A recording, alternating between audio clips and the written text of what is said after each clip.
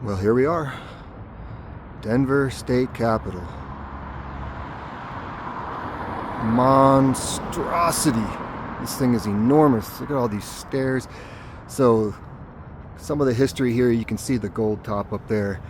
It was a copper top, but to quote unquote represent the gold rush, they added gold leafs up there from Colorado mines throughout the gold rush era to make it gold.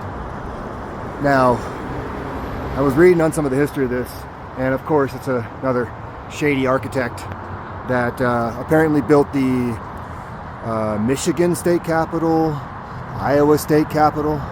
Goes by the name of Elijah Myers, and just kind of crazy the story behind that, because you can't really find much information on him other than the fact that he claimed to be an architect simply because he was a carpenter in Philadelphia in the early 1800s. I'm gonna go take a look around a little bit further on this thing. I mean, it's just crazy. We got buildings all over the place that just, especially this guy, and of course our obelisk, but there's so much going on here. I could probably spend the entire day here. We'll see if I can do that before it starts raining on me. So as we get up closer, it says that it's built exactly a mile high, and it's marked on, take a wild guess, the 1, 2, 3, 4, 5, 6, 7, 8, 9, 10, 11, 12, 13th step is where it is exactly 1 mile above sea level, because they had all that fancy equipment to find out how far a mile walk was in 1888. You know, because that has to be there. Nil sine numine. Numine? We'll have to find out what that means. See if thick shot. Yeah, it's just the same one on every single side. Interesting. But of course, the all-seeing eye has to be there. Let's see what's on this one. Probably the same.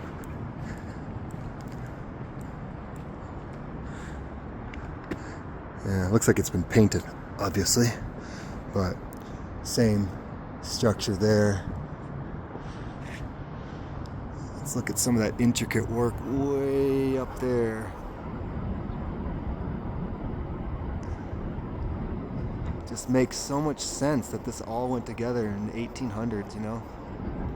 It's so easy to put these pillars up, especially up, you know, well over the other side.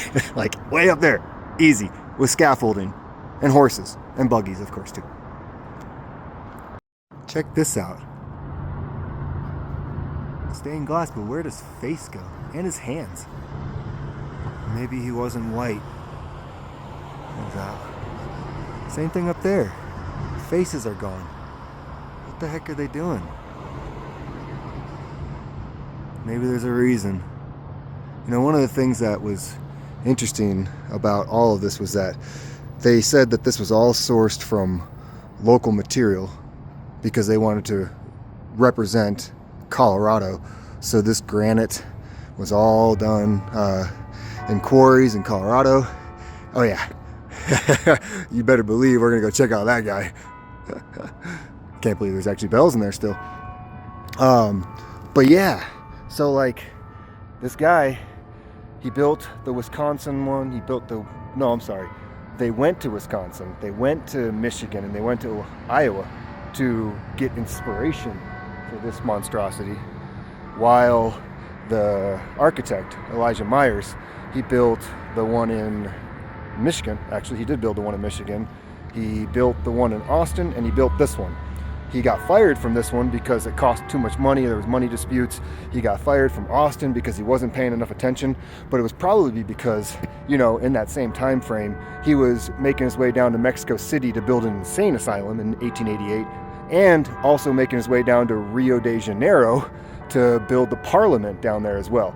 You know, because it doesn't take too much to travel in 1880s to those foreign countries to build buildings just like this one, you know.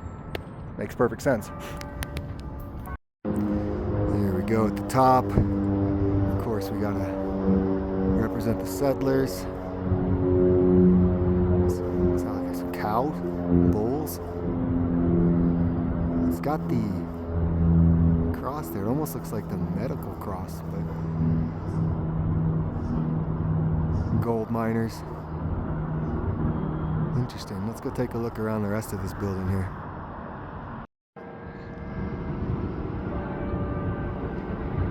Look at the detail. Like, this thing is really, really high up there.